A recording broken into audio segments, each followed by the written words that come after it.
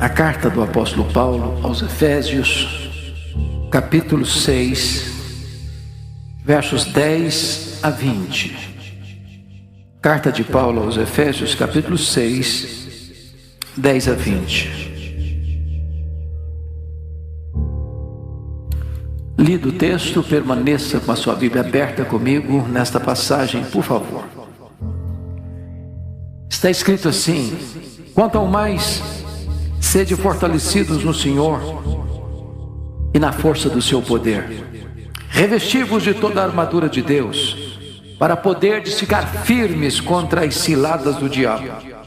Porque a nossa luta não é contra o sangue e a carne, e sim contra os principados e potestades, contra os dominadores deste mundo tenebroso, contra forças espirituais do mal nas regiões celestes. Portanto, tomai toda a armadura de Deus, para que possais resistir no dia mau, e depois de teres vencido tudo, permanecer inabaláveis.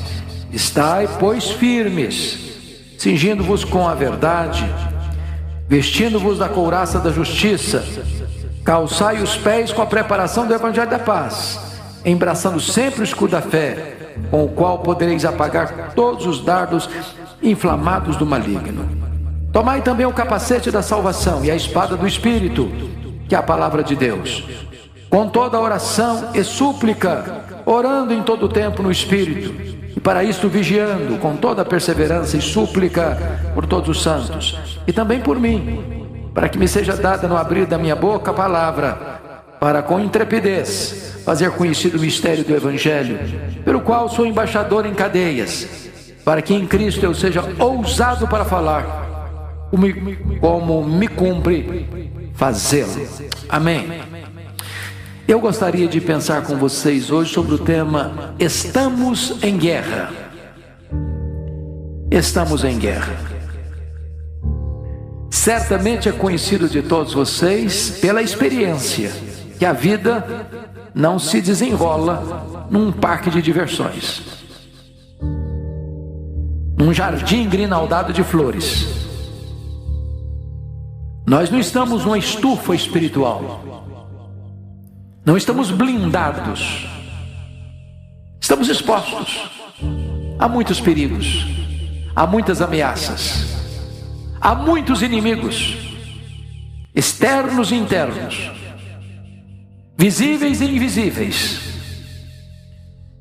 Neste campo não tem região neutra. Ninguém aqui pode dizer: eu não estou nessa luta, eu não estou nessa guerra. Ou você é um guerreiro, ou você é uma vítima. Mas no que tange a batalha espiritual, a guerra espiritual, há dois perigos que precisamos evitar. O primeiro deles é subestimar o inimigo. Se nós estamos usando a palavra guerra, e é o que o texto sugere, pense comigo num exército que vai enfrentar um inimigo e ele não conhece o inimigo, ele não sabe quem é o inimigo, não sabe quais são as suas táticas, não sabe quais são as suas estratégias, não sabe qual é o tamanho da oposição que vai enfrentar. Seria uma tragédia. Há muitas pessoas hoje que imaginam que o diabo é uma formiguinha inofensiva. O chamado movimento de batalha espiritual incorreu nesse equívoco de achar o diabo um ser inofensivo, não perigoso, que você pode esmagar debaixo dos seus pés a qualquer hora que você quiser. E o apóstolo Paulo, alertando sobre esse perigo, diz que nós não podemos ignorar os desígnios de Satanás. Não podemos enfrentá-lo de cara limpa. Não podemos entrar nessa guerra com armas carnais. Precisamos de armas poderosas em Deus para destruir fortalezas e anular sofismas. O segundo perigo nessa batalha, meus irmãos, é o perigo de superestimar o inimigo. Há muitos lugares onde essa chamada batalha espiritual, ou guerra espiritual, como queiram, parece que é o assunto central. Se fala mais no diabo do que em Jesus. Em alguns lugares o diabo tem até microfone, quando na verdade o centro da nossa vida é Cristo. O problema não é nem a presença do inimigo, é a ausência de Deus. Se Deus está conosco, não temos o que temer. Se Deus é por nós, quem será contra nós? Maior é aquele que está em nós do que aquele que está lá no mundo. Então não podemos superestimar o inimigo. Então nós precisamos agora fazer uma pergunta: contra quem é a nossa luta? Se nós estamos em guerra, precisamos saber contra quem estamos lutando. E Paulo vai nos informar, a primeira coisa é que contra quem não estamos lutando. No versículo 12 ele é específico, porque a nossa luta não é contra o sangue e a carne. Com isso Paulo está dizendo que o seu problema não é gente, não são pessoas. Às vezes nós imaginamos que se fulano ou beltrano saísse do nosso caminho, a nossa vida seria bem mais tranquila. Não é verdade? Pessoas nos fazem sofrer mais do que circunstâncias. Pessoas nos machucam mais do que situações. Porém, é um grande erro imaginar que se eu tirar este ou aquele do meu caminho, meu problema estará resolvido. Porque as pessoas são apenas instrumentos, joguetes nas mãos do verdadeiro inimigo. Eu posso até tirar alguém do caminho, mas o outro se levantará, talvez pior, talvez mais perigoso, talvez até mais numeroso. Então não lute contra pessoas. Seu problema não é seu marido, sua mulher, seus filhos, sua sogra, seu cunhado, seu vizinho, seu patrão, seu sócio. A luta não é contra pessoas, é uma guerra espiritual. Mas, se você perceber no versículo 11, somos informados aí que a nossa luta, está escrito: revestivos de toda a armadura de Deus, para poder ficar firmes contra as ciladas do diabo. E aqui ele denomina esse ser maligno, que é o líder, que é o chefe dessa corja, que é Abaddon, que é Apolion, que a Bíblia chama de destruidor, tentador. A Bíblia chama de assassino, ladrão, mentiroso, pai da mentira.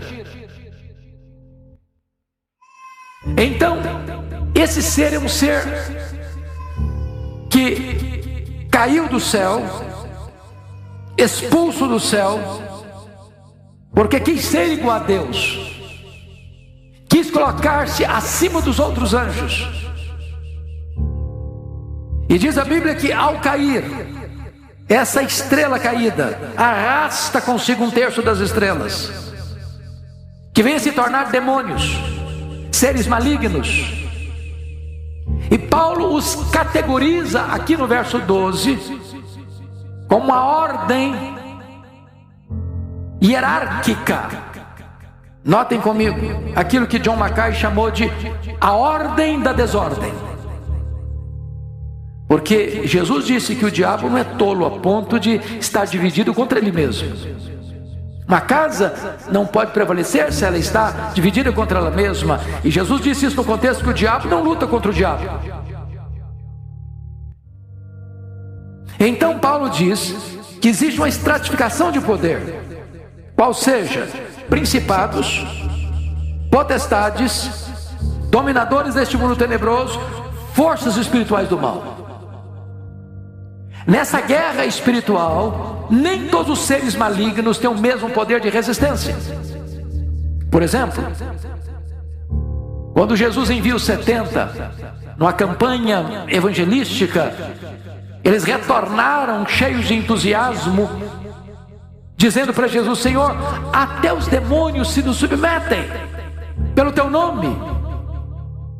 E Jesus disse: alegrai-vos antes, porque o vosso nome está escrito no livro da vida. Mas parte desses 70, porque os discípulos faziam parte deles, noutra situação, Quando foram solicitados por um pai aflito para libertar o filho dele, filho único que estava endemoniado, eles não puderam. Não puderam. E perguntaram então para Jesus: por que nós não podemos? E o que Jesus respondeu? Esta casta só sai com oração e jejum. Dr. Mark Lloyd Jones, no seu livro Combate Cristão, que é uma exposição desse texto, no meu entender, a melhor obra sobre guerra espiritual escrita em português, diz que há demônios e demônios. Às vezes a pessoa consegue aqui e enfrenta muita dificuldade ali. Aqui precisa de uma preparação maior. Existem potestades, principados, dominadores deste mundo tenebroso e forças espirituais do mal. Precisamos compreender a natureza dessa luta. Precisamos compreender a natureza desse inimigo que estamos enfrentando. Então, vamos olhar alguns aspectos desse inimigo. Primeiramente, meus amados irmãos, é um inimigo poderoso. A nossa luta não é contra a carne e sangue, mas contra principados, potestades, dominadores deste mundo tenebroso, forças espirituais do mal. Você tem alguma dúvida ao olhar o mundo hoje? Está acontecendo no mundo hoje, em todos os setores da sociedade, desde os parlamentos, desde os palácios, desde as cortes, desde os tratados internacionais, desde o mundo das artes, do cinema, do teatro, da televisão, da literatura, que existe uma mente por trás, que existe uma fonte ultra-humana por trás, induzindo pessoas a ideologias perniciosas, a filosofias perigosas, a práticas nefastas. Porque às vezes as pessoas ficam imaginando, meus amados irmãos, que o diabo não, ele é um ser inofensivo, você nunca vai ter que enfrentar problema com ele, não tem perigo. Há pouco tempo um líder da igreja chegou ao desplante e me dizia assim: pastor, o diabo não passa nem perto da minha casa. Coitado, ele não percebeu o volume dessa luta. A Bíblia chega a dizer que o diabo, ele furta a palavra. Você acha que ele não entra na igreja? Você acha que na hora da pregação não há uma batalha espiritual? Você não vê aqui quanta gente que vem à igreja ano após ano, ano após ano, ano após ano, a palavra entra aqui e sai lá. Eu conheço gente que frequenta a igreja há mais de 20 anos, religiosamente, não convertida. O diabo rouba a semente. O diabo, diz a Bíblia, que semeia o joio no meio do trigo. São os filhos do maligno que são plantados dentro da igreja. E parece que está tudo bem. E está lá em Mateus 13, 24 a 30, que ele vem e planta os filhos do diabo dentro do povo de Deus, no meio do povo de Deus. Se você olhar nas escrituras, o diabo se opõe ao pregador, está lá em Zacarias 3. Sumo sacerdote Josué estava pregando, proclamando, oficiando, e Satanás estava do lado direito dele para se lhe opor. A Bíblia diz que Satanás intercepta orações, lá em Daniel capítulo 10, que ele oprime com enfermidades pessoas, espírito de enfermidade, que ele resiste à obra missionária, como Paulo diz lá em 1 Tessalonicenses 2,8, que ele atormenta pessoas que não conseguem perdoar, guardam mágoa no coração, são entregues aos verdugos da consciência, aos flageladores da alma, que o diabo dissimula, até em anjo de luz, para enganar, que ele dissemina falsas doutrinas, naquilo que Paulo chamou de doutrinas de demônios, que o diabo cega o entendimento dos incrédulos, para que não lhes resplandeça a luz do Evangelho de Cristo. Então, meus amados irmãos, precisamos estar muito acautelados sobre essa questão de que o inimigo é o quê? Ele é poderoso. Não adianta você achar que você vai enfrentá-lo de cara limpa, porque não vai. Não vai. Você precisa de armas espirituais poderosas em Deus. Mais ainda, o inimigo, além de ser poderoso, ele é astuto. Veja comigo no verso 11: revestiu de toda a armadura de Deus para poder ficar firmes contra as ciladas do diabo. A palavra cilada aqui no grego é metodeia, e metodeia vem da palavra método, ou estratagema, ou estratégia. Ou seja, talvez, irmãos, depois de Deus, ninguém nos conheça melhor do que o inimigo. A Bíblia diz que ele fica rodeando, dando volta à nossa volta, nos investigando. Nas palavras de alguém, é como se eu conhecesse o seu calcanhar de Aquiles, seu ponto fraco. E cada um de nós tem um ponto vulnerável, diferente do outro. Para uns, o problema mais perigoso, mais vulnerável é a sexualidade. Para outro é o dinheiro. Para outro é a vaidade. Para outro é o poder. Às vezes uma tentação que é forte para um, para outro não significa muita coisa não. Mas aquilo que para você é tranquilo, para outro já é o ponto vulnerável, é o flanco aberto na vida dele. Ele não tem uma arma só. Ele não tem uma estratégia só.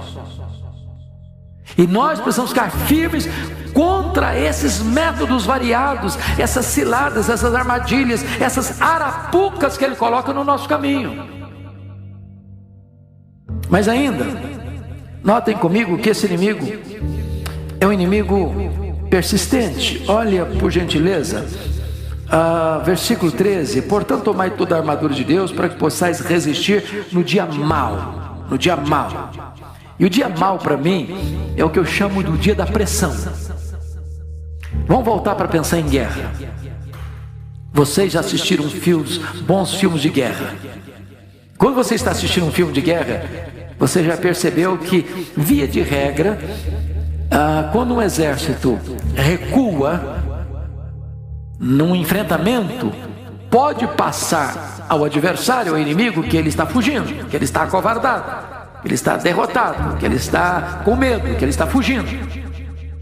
Até pode ser, mas normalmente, quando o exército está numa conflagração, no campo de batalha, e ele recua, o que o comandante está fazendo? Revisando a estratégia, mudando de método. E de repente, quando o inimigo pensa que o perigo já foi embora, que o perigo já acabou, então vem um ataque frontal, avassalador, esmagador. Você pergunta por que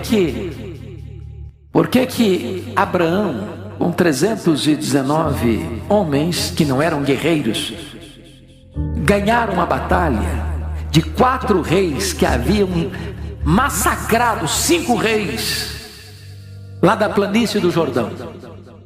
Porque foi estratégico.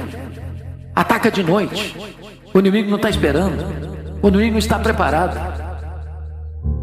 Preste atenção que o diabo usa essa tática. É o dia mau.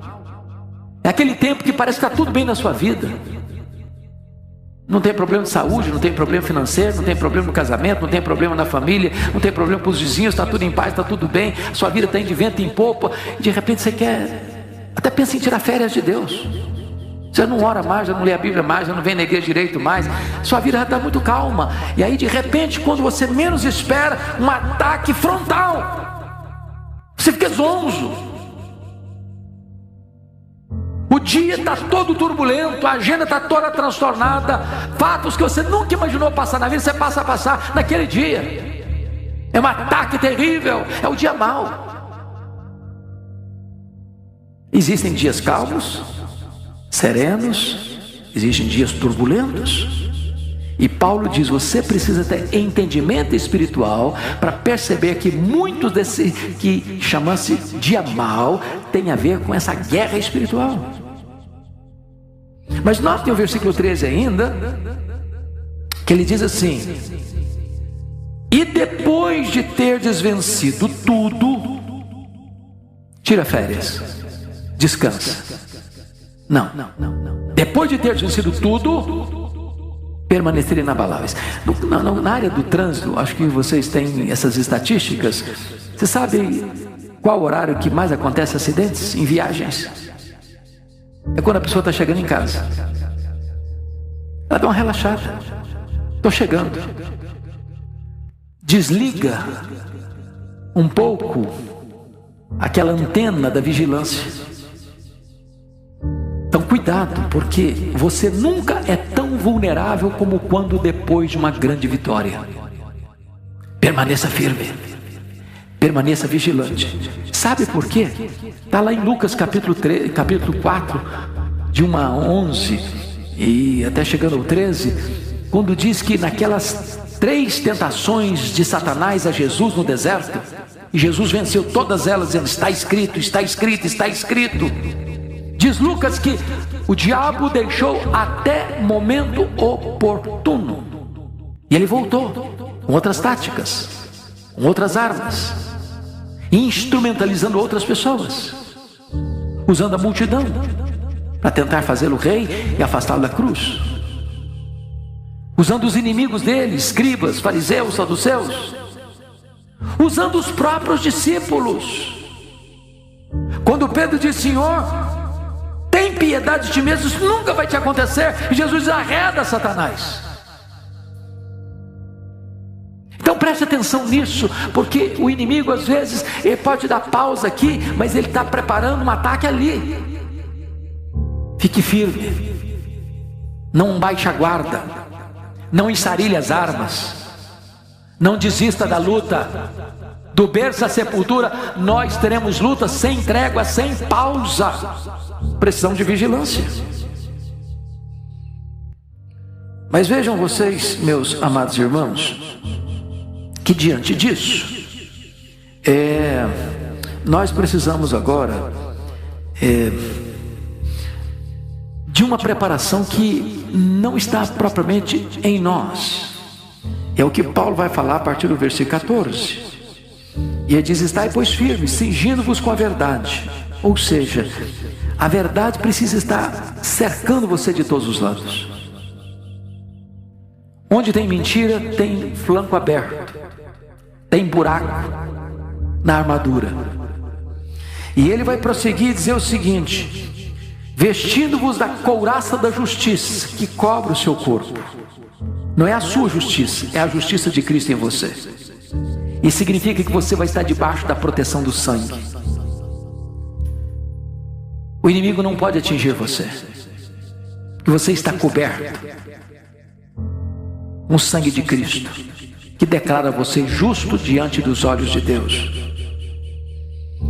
Você vê no versículo 15 que diz: calçai os pés com a preparação do evangelho da paz. Se você não estiver com o evangelho da paz, você escorrega, entrando em brigas desnecessárias, em confusões que só vão trazer transtorno para a sua vida, sendo seduzido e até aqui caindo acolá com falsas mensagens, que não é o evangelho. Mas mais, versículo 16: embraçando sempre o escudo da fé, com o qual podereis apagar todos os dardos inflamados do maligno. Esse escudo cobria você todo. E agora vamos entender uma coisa: o que é esse dardo do maligno? Você já parou para pensar nisso? Que dardos são esses? Dr. Mark Lloyd Jones, penso eu, interpretando corretamente o texto, diz o seguinte: já passou pela sua cabeça algum pensamento? Você fica chocado com ele? Será que sou eu mesmo? Estou pensando nisso. Não é o que você crê? Não é o que você gosta? Não é o que você quer? Aquilo passa. Isso levou Lutero a dizer que você não pode impedir que um passarinho voe sobre a sua cabeça, ou você pode impedir que ele faça ninho na sua cabeça. E ele diz assim, Mark Lloyd Jones: qualquer pensamento que povoa a sua mente e que não é expressão do que você crê, do que você deseja, do que você aspira, isso é uma seta, isso é um dardo inflamado do maligno. Como é que você resolve isso? Bota o escudo da fé e diz: eu não creio assim, eu não penso assim, eu não aceito assim, eu creio assim, assim, assim, assim. Eu rejeito esse pensamento que não é meu, isso não vem do meu coração, que foi regenerado e lavado no sangue do Cordeiro. E então você apaga o escudo da fé, com a afirmação da sua fé, este dardo inflamado do maligno. E ele prossegue no versículo de número 17: tomai também o capacete da salvação. O capacete protege a arma mais importante do seu corpo, que é a sua cabeça, seu cérebro, é o que dirige você. Ou seja, meu irmão, você precisa tomar posse da salvação. Quem é você? Você precisa saber a sua identidade, de quem você é, a quem você pertence, que reino você está. Você não está mais na casa do valente, você não está mais na potestade de Satanás, você não está mais no reino das trevas, você não está mais com a pescoço da coleira do diabo. Você agora pertence a Jesus, você está agora na presença de Jesus, você é propriedade exclusiva de Deus, você agora é templo do Espírito Santo, agora você é propriedade exclusiva de Deus, e você precisa saber quem é você. Quem é você? Capacete da salvação. Estou salvo pela graça. Não é arrogância, não é soberba, é você crer que aquilo que Deus falou a seu respeito é verdade. E como Paulo diz para Timóteo: Timóteo, tome posse da vida eterna. Mas ele prossegue e conclui assim: e também tomai a espada do Espírito, que é a palavra de Deus. A espada é uma arma de defesa e de ataque. E Jesus venceu o diabo lá no monte com a palavra. Está escrito, está escrito, está escrito. E Jesus não tinha condições de ir lá no Google para ver se o versículo era aquele mesmo. Ele não tinha uma chave bíblica. Irmãos amados, é uma coisa que me deixa muito preocupado hoje, é a quantidade de irmãos crentes que não memorizam nada da Bíblia. Nada da Bíblia. Eu temo até que num dia de domingo, por exemplo, pastor das igrejas aqui representadas falasse assim: mesmo vamos fazer um exercício hoje. Nós vamos chamar 20 irmãos aleatoriamente para vir aqui à frente. E esses 20 irmãos vão declamar aqui à frente 10 versículos que eles têm da Bíblia de cor. 10, só 10. Talvez esse pastor vai ter dificuldade. E nós estamos vivendo na época da informação, de tanta Bíblia, e temos várias Bíblias, e graças a Deus que temos, mas não memorizamos. E a Bíblia na sua prateleira não vai resolver o seu problema. A Bíblia na sua mesa não vai resolver o seu problema. Você precisa ler, você precisa internalizar. Eu acho que eu já disse para vocês aqui uma experiência que tive na penúltima viagem que fazemos todos os anos com caravana. Fomos ao norte da Itália e ali fomos visitar uma igreja valdense. Não sei se vocês têm essa ciência, que os valdenses foram uma igreja protestante 400 anos antes da Reforma. Protestante. E Pedro Valdo era um comerciante rico lá em Lyon, na França. Ele converteu-se a Cristo, pegou toda a riqueza dele e empregou na tradução da Bíblia e em fazer cópias da Bíblia, isso em 1173. Portanto, eu estou falando basicamente 400 anos antes da Reforma e quase 400 anos antes da imprensa, que foi inventada em 1450 na Alemanha. Uma cópia da Bíblia custava 1 ano de trabalho. Era muito caro. Eles treinaram jovens para ir de casa em casa, clandestinamente, porque estavam sendo terrivelmente perseguidos, para ensinar a Bíblia. sabendo que as cópias das Bíblias que tinham, que eram caríssimas e raríssimas, haveriam de ser procuradas e queimadas pela igreja oficial da época, eles resolveram fazer outra coisa. Nós vamos agora memorizar a Bíblia. E chegou uma época em que todas as cópias de Bíblias que eles tinham foram queimadas, e eles tinham tudo de memória e reproduziram todo o conteúdo outra vez.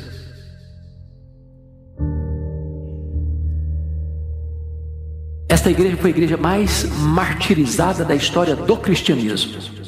Chegue em casa hoje, dê um Google em Páscoa de Piemonte, 1655, e vocês vão ver um dos massacres que esta igreja sofreu. Por que enfrentou tudo isso vitoriosamente? Porque a Bíblia estava na mente e no coração. Ela é a espada do Espírito. Tem hora que não dá para você recorrer, é preciso estar na sua mente, é preciso estar no seu coração.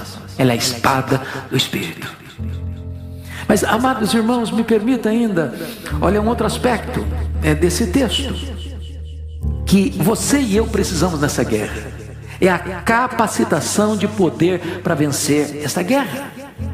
Volte os olhos comigo para o verso 10. Quanto ao mais, sede fortalecidos no Senhor e na força do seu poder. Eu não tenho forças para enfrentar essa luta. Você não tem essa força. Ninguém aqui pode bater no peito e dizer: não, eu sou forte, eu sou capaz, eu tenho poder espiritual para enfrentar qualquer batalha, como se esse poder emanasse de você mesmo. Não, você precisa do poder que vem do alto, do poder que vem de Deus, do poder do Espírito Santo. Precisamos ser fortalecidos nesse poder. Não é por força, não é por poder, é pelo meu Espírito, diz o Senhor dos Exércitos. Tem que vir de cima, tem que vir do alto, tem que vir de Deus. Você, claro, mais do que isso, precisa também, versículo 11, revestir de toda a armadura de Deus. Não pode deixar nenhum flanco aberto. E às vezes você vigia muitas áreas, mas deixa uma área aberta. Você é cuidadoso nisso, você é cuidadoso naquilo, você é cuidadoso naquilo outro, mas numa pequena área você deixa um ponto, um flanco aberto, e por essa brecha o inimigo pode entrar e fazer um estrago. Precisamos de que mais? Vigilância constante. Vigilância constante, para ficardes firmes contra as ciladas. O que é uma cilada? É uma armadilha que você não vê, mas ela está lá. Você não enxerga, mas ela está lá. Agora vamos parar um pouquinho e pensar aqui comigo. Estão pensando em guerra, estamos em guerra. Contra quem você escalaria seus soldados mais treinados? Contra um inimigo fraco ou contra um inimigo forte? Quem resiste ao diabo? Se não uma igreja de Deus. Onde você acha que ele escalaria seus demônios mais tinhosos? É lá no estádio de futebol? É lá na boate da esquina? Ou é na igreja? Estamos em guerra.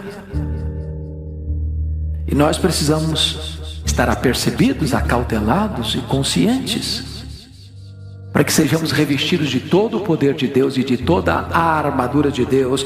E precisamos estar também em constante vigilância, alertas para as pressões que chegam e atentos, mesmo depois de consagradoras vitórias. Mas eu quero terminar dizendo ainda que o versículo 18 nos convoca a uma preparação para essa luta, porque você pode ter tudo isso, mas você precisa estar num ambiente propício para essa batalha.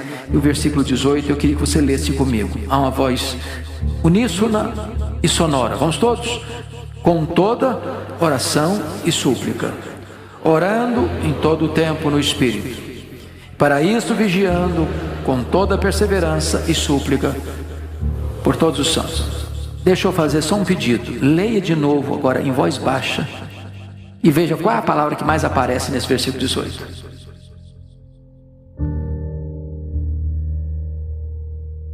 Descobriram? Qual é a palavra?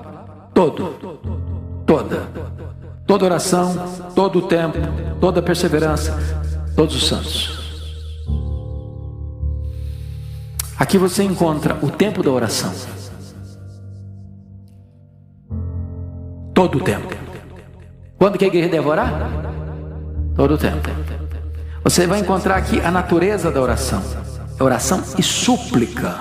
Traz a ideia de você adorar a Deus por quem Deus é e pedir a Ele porque Ele é seu Pai. Aqui você vai encontrar a esfera da oração no Espírito.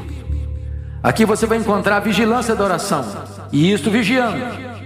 Aqui você vai encontrar a perseverança da oração, com toda a perseverança. Aqui você vai encontrar o alcance da oração por todos os santos.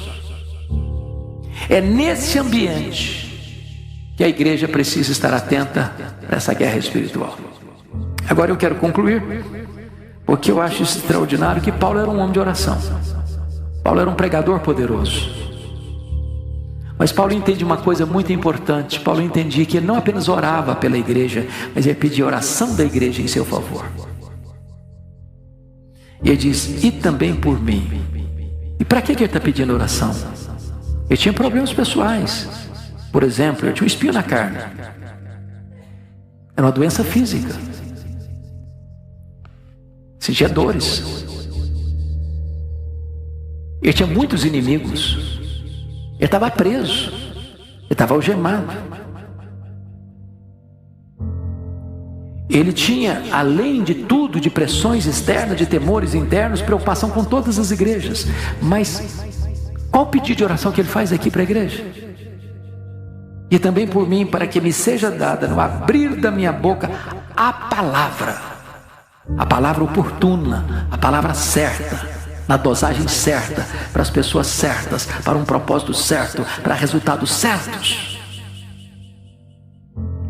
Para com intrepidez. Paulo está precisando de coragem. E precisa de pregar essa palavra com intrepidez. E fazer conhecido o mistério do Evangelho, pelo qual sou embaixador em cadeia, está preso. Para que em Cristo eu seja usado para falar, como me cumpre fazer. O cara está algemado e ele quer poder, ele quer intrepidez para pregar. E o resultado está lá em Filipenses, capítulo 1. Ele diz que essas algemas, ele era embaixador em cadeias, essas algemas tornaram-se conhecidas de toda a guarda pretoriana. E a guarda pretoriana eram 16.000 soldados da mais alta patente do Império Romano. E Paulo tem intrepidez para pregar. Resultado? Conversões e mais conversões lá dentro do palácio de Nero. Ele escreve em Filipenses 4, 22: os santos vos saúdam, especialmente os da casa de César. Então vou fazer um pedido para vocês, irmãos. Não deixem de orar pelos pastores. Não deixem de orar. Você pode fazer um teste. Peça a igreja para orar verdadeiramente para o culto. Vamos imaginar que nós estamos no culto domingo de manhã. Você chega domingo, eu falo, meus irmãos, eu preciso que vocês levantem clamor hoje à tarde pelo culto. O culto vai ser diferente, o sermão vai ser diferente, a pregação vai ser diferente. Porque não é eloquência humana, não é lucidez da eloquência humana, é o poder do Espírito Santo. A igreja precisa estar tomada, envolta nesse ambiente bendito da oração. Que Deus nos abençoe, que Deus nos ajude. Nós somos jamais que vencedores em Cristo Jesus, nosso Senhor.